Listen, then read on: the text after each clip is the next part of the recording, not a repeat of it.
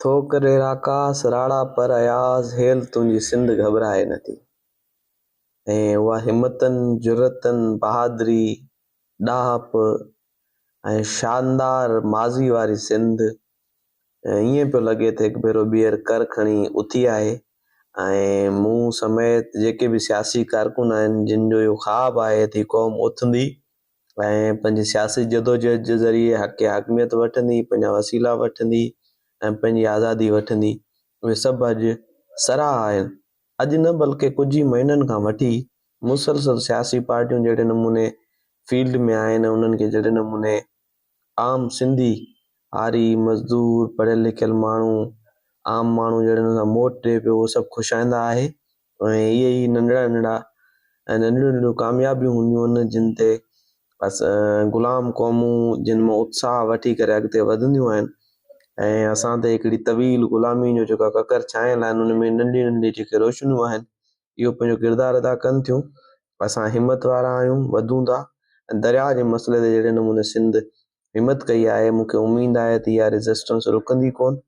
ऐं सलाम थो पेश कयां पंहिंजे ॿाहिरनि खे, शागिर्दनि खे जामशोरे में जहिड़े नमूने सां उन्हनि रियासती जबर जो मुक़ाबिलो कयो आहे ऐं उन सां गॾु गॾु सियासी पार्टियुनि ख़ासि तौर ते जहिड़े नमूने उन्हनि सां गॾु बीहण जो ऐलान कयो आहे, वकील दोस्त जहिड़े नमूने पहुता आहिनि, सियासी कारकुन जहिड़े नमूने पहुता आहिनि, इहे सभु खुशाईंदा आहे। हिक ॿिए जूं ॿाहूं मज़बूत कयो, हिक ॿिए जा हथ मज़बूत कयो, अॻिते वधंदा रहो, पंहिंजो दरिया बचायो, पंहिंजा वसीला बचायो, पंहिंजी हक़ हाकमियत बचायो। ऐं ही वक़्तु आहे, हिन वक़्तु उथो ऐं ईअं न थिए जो अव्हांजी देरि थी वञे।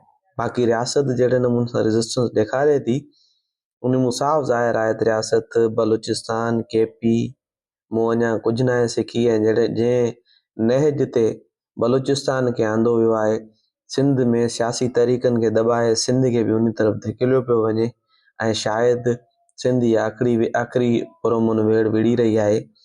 ऐं रियासती इदारनि खे इहो सोचणु खपे, पाकिस्तान जा जेके हुक्मरान आहिनि उन्हनि खे सोचणु खपे त सिंधी माण्हू स्टिल हेॾे जबर तशद्दुद खां पोइ बि पुरअमन आहिनि, त उन्हनि जी पुरअमन हुजण में ई संदन भलाई आहे। उन में उन्हनि जो आवाज़ु ॿुधो वञे, उन्हनि खे ॿुधो वञे।